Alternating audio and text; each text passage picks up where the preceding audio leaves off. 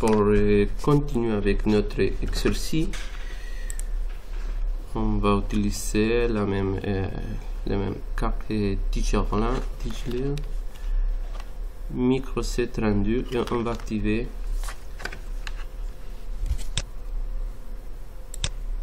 activer le module output compare module. On va les faire toutes au complet en utilisant le framework Harmony. Parfait. Et on va laisser le même dossier pour le project location. Project name, on va appeler output compare module 01. On va placer le même nom pour la configuration de Harmony. Et comme d'habitude, on va chercher notre PIC32 MX340 et F512H.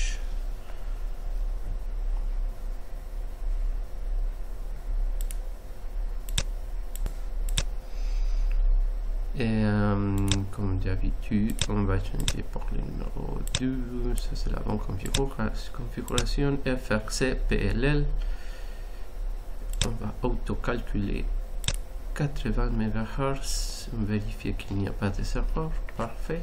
Il n'y a pas de erreurs. On va chercher dans les diagrammes qu'est-ce qu'on va utiliser. Toujours, je suis très habitué à utiliser les portes.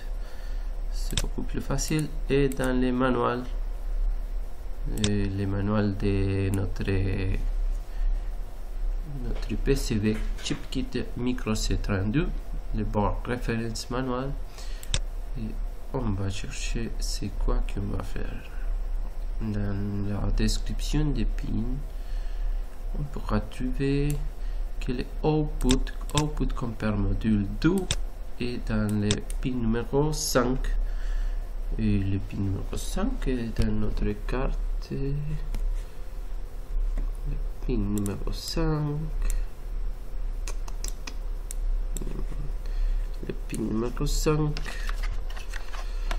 Si ça c'est notre carte, vous pouvez regarder que c'est la même distribution de pins de Arduino. Et vous pouvez regarder que notre pin numéro 5 c'est un PWM digital. Ça c'est la même chose que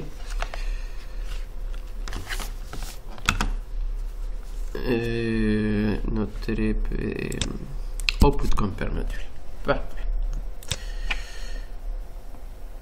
On va aller à option Harmony Frame Configurator. On va activer.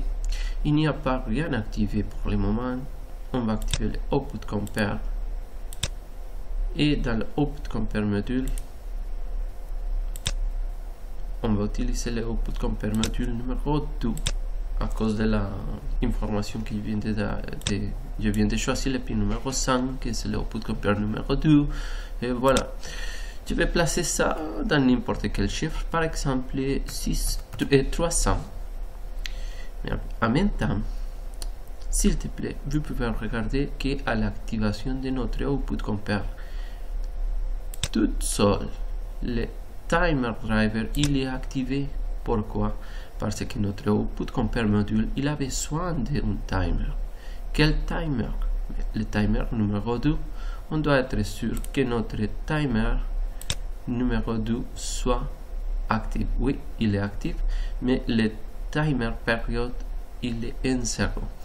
Et si je viens de donner 300 pour le PWM et je vais donner par exemple 600, ça va nous donner un PWM à 50%. Parfait, on va faire la génération de notre code.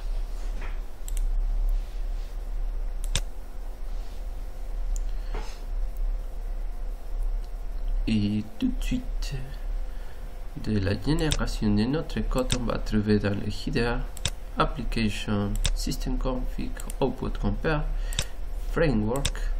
On va trouver dans notre driver Output Compare et Timer. Ça veut dire que dans la initialisation de notre application dans la machine d'état fini. Ça c'est la machine d'état fini. Il y a une case pour démarrer la machine d'état fini. On va placer le deuxième case, on appellera ça et loop. Tout de suite on pourra faire la déclaration avec CTRL SHIFT CTRL clic, dire oui, ça sera égal à 1, virgule. Un petit truc, si je vais faire, j'aimerais ranger mon code, je vais utiliser Alt Shift F et ça va tout ranger tout seul. Je vais le fermer, je vais enregistrer cela. Save, s'il te plaît, oui. On a les deux states. Toujours après de rentrer dans le premier state, mais il faut passer au deuxième state, qui c'est celui-là. Comme ça, on va faire une fois l'opération. Quelle opération?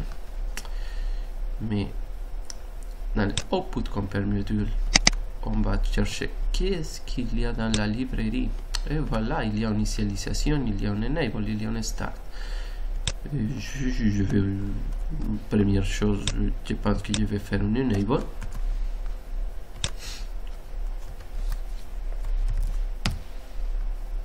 Deuxième chose, je vais initialiser les modules de output compare. Et bon, oui, je vais les démarrer.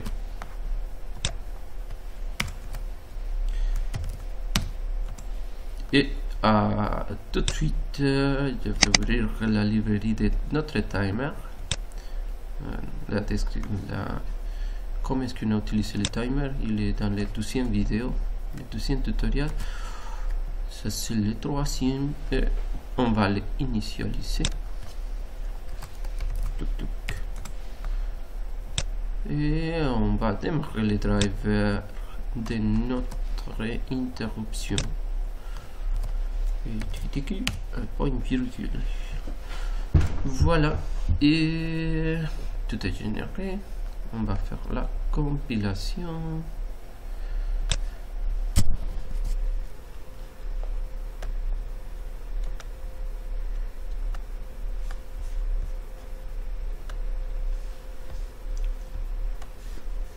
Et dans la compilation de notre carte, on va faire deux choses en même temps. On va placer notre oscilloscope, notre ground, et notre pin numéro 5. Et voilà.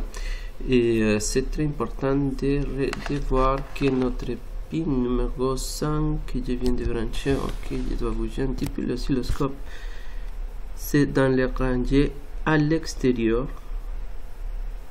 Et on a réussi à avoir un PWM.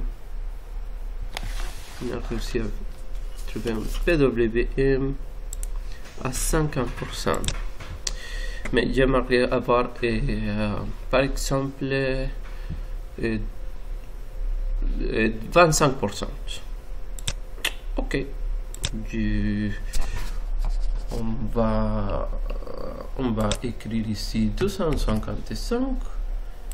Et je vais écrire ici 1024.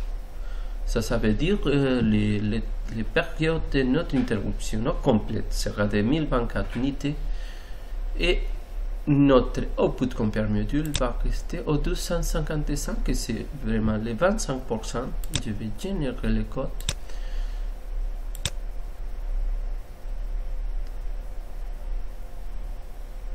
On a généré le code. On va faire la compilation et on attend à l'oscilloscope s'il y a des variations. Elle fait la compilation, c'est successfully. Il va faire la programmation et voilà, on a 25% ou 50%. Bon, on off, ça c'est notre PWM, et merci pour votre attention et à la prochaine.